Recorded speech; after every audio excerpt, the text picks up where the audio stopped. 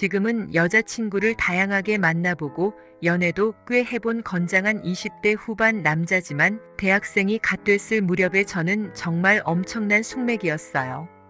학생 때는 부모님의 지도로 공부만 했을 뿐이고 남중남고를 나와 여자와의 접점은 하나도 없었거든요. 그 덕분인지 누구나 인정할 만한 서울 상류권 대학교에 진학한 저는 부모님의 자랑이 되고는 했죠. 아무튼 아무리 공부만 한다 한들 혈기왕성한 그때 저도 막을 수는 없었어요. 공부를 하다가 살짝 집중이 안 되거나 주말에 여유 시간이 있을 때면 동영상을 보면서 위로를 하곤 했죠. 그때 당시 여자를 안 만나봐서 저는 저를 어느 정도 이끌어줄 수 있는 연상의 누나 스타일이 좋았어요. 그러면서 대학생 되면 여자친구 생길 거다라는 막연한 희망도 있었던 어릴 때였죠. 아무튼 좋은 대학교에 입학하게 된 저는 당연하게도 여자, 남자 다 같이 모여 다닐 줄 알았는데 현실은 그렇지 않았어요. 조금 잘생기거나 이쁜 아이들만 두루두루 잘 지내는 편이더라고요. 저는 그냥 평범하게 생긴 남자애 중 한 명이라 그렇게 큰 주목을 받지는 못했어요. 물론 제 또래의 여자애들한테 크게 관심이 생기지 않았던 특이 취향의 저도 여자친구를 못 만드는 데에 한몫했지만요. 그렇게 시간만 보내던 와중 친구들이 좋은 대학교에 입학했으면 과외 알바를 해야 한다며 하나 둘 알바를 시작하더라고요. 저는 처음에는 큰 관심이 없었는데 과외를 시작하더니 친구들이 뭔가 경제적으로 여유가 있어 보이는 모습에 나도 해야겠다 싶었어요. 그 길로 친구에게 꿀팁을 얻어 이력서를 올렸죠. 시간이 좀 흘렀을까 어떤 분에게 연락이 오더라고요. 자기 중학생 아이에게 수학을 좀 가르쳐 줄 수 있냐 그러면서 꽤 높은 시급을 제안했어요. 저는 속마음으로 개꿀이다라는 생각을 가지고 그 길로 과외를 제안한 분의 집으로 찾아갔어요. 아파트도 생각보다 꽤 괜찮고 입지 자체가 꽤 부자 동네더라고요. 나만 잘한다면 돈은 잘 챙겨주겠구나 생각이 들어 잘해야겠다 결의를 다졌어요. 배를 누르고 기다리니 한 아주머니가 나왔는데 엄청 농익은 몸매를 하고 원피스를 입은 채 안내해주는 미모의 중년 여성이더라고요. 뒤를 돌아 자리로 안내하는 아주머님의 흔들리는 몸매를 나도 모르게 쳐다보면서 침을 꿀꺽 삼켰어요. 어머님은 중학생 아이를 일주일에 2번 과외를 해주면 된다며 처음에 제시한 시급대로 현금 지급하겠다는 조건을 거시더라고요. 거기다 제 대학교만 봐도 실력적으로는 문제 없을 것 같으니 다음 주부터 바로 시작하자 하셨어요. 저는 그렇게 말하는 아주머니의 말을 들으면서도 눈길은 자꾸 풍만한 몸매에 간다는 것을 깨닫고 아줌마의 말에 집중하려 노력했답니다. 그 아줌마는 아마 나이가 있어서 어느 정도 저의 그런 순진한 구석을 눈치채셨을 테지만 내색하지 않으셨고 그렇게 저의 과외 알바는 시작됐어요. 저한테 그렇게 잘해주지도 않지만 못해주지도 않은 그저 과외 학생의 어머니였던 그 아주머니는 별로 저한테 말도 잘 안 걸더라고요. 안 그래도 숙맥인 터라 말 걸어도 어차피 뚝딱거렸을 테지만 그럼에도 살짝 아쉬운 마음이 있었어요. 집에 갈 때마다 문을 열어주며 맞아주시는 아줌마의 콜라병 같은 몸매가 혈기왕성한 저에게는 조금 고통이었거든요.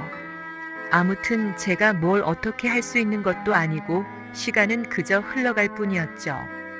아주머니는 나이를 정확히 가늠하기는 어려웠지만 대강 40대 초중반 정도 되어 보였어요.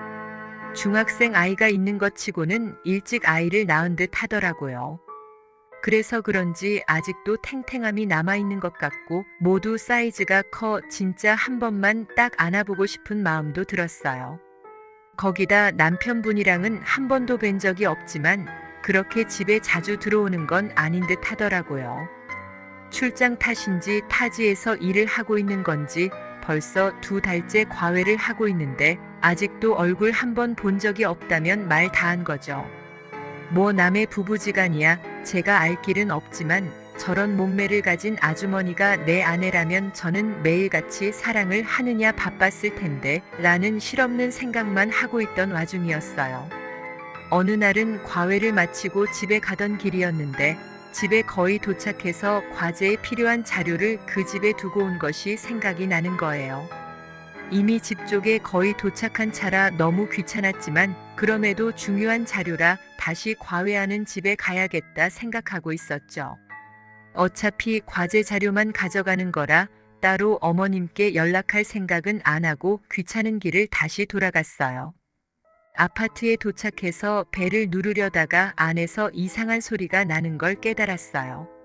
뭔가 여성의 야릇한 소리 같은 그런 느낌이 나더라고요. 그래서 처음에는 설마 어머니가 조금 자기만의 시간을 가지고 계신 건가 싶어 부끄럽기도 하고 그냥 가야 하나 싶었죠.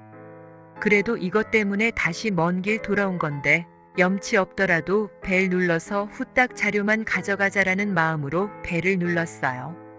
안에서 와당탕하는 소리가 나더니 살짝 사람의 말소리 같은 게 들리더라고요. 뭐지 싶었지만 얌전히 기다리는데 풀어 헤쳐진 앞섬에 산발이 된 머리를 하고 아주머님이 나오더라고요. 그리고 소파에 어떤 남자가 앉아 있었어요. 저는 당연히 남편분인 줄 알고 남편분 정말 죄송하다고 제가 방해했냐며 서류 하나만 가져간다고 그랬죠. 그런데 두 사람 다 제 말에는 대답을 하지 않고 갑자기 그 남성분은 이제 가야겠다며 어머님과 인사를 하고 나가더라고요. 여기서 저는 두 분이 부부 사이가 아니구나 생각이 들었어요.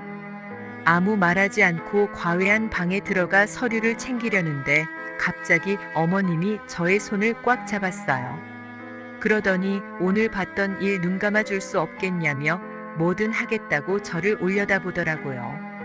그 순간 저는 대강 걸친 옷 사이로 보이는 그녀의 콜라병 같은 라인과 땀에 젖은 듯한 머리칼까지 너무 야릇한 기분이 들어 참을 수가 없었어요.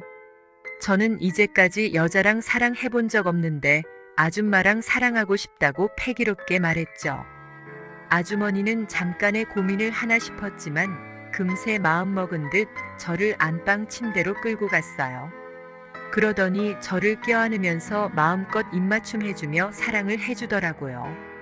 저는 진짜 이렇게 된 일이 꿈만 같기도 했지만 이제까지 꿈꿔왔던 사랑을 해볼 수 있다는 것에 정신이 반쯤 나가 허겁지겁 아주머니와 사랑을 했어요.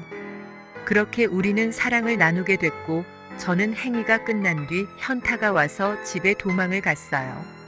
그리고 그 뒤로 알바는 그냥 안 하기로 합의하고 마지막 급여를 받은 채 끝났습니다. 지금 생각해보면 어렸을 때에 제가 참 세상 무서운 걸 몰랐구나 싶기도 하지만 그 뒤로 별일이 없었으니 너무 다행이었죠. 그때의 경험이 있어서인지 여자를 대할 때 조금의 자신감이 생겨서 그 뒤로는 제 또래 여자들과 잘 만나고 있답니다. 그래도 가끔씩은 농있고 볼륨 좋은 아주머니가 생각이 나곤 하네요.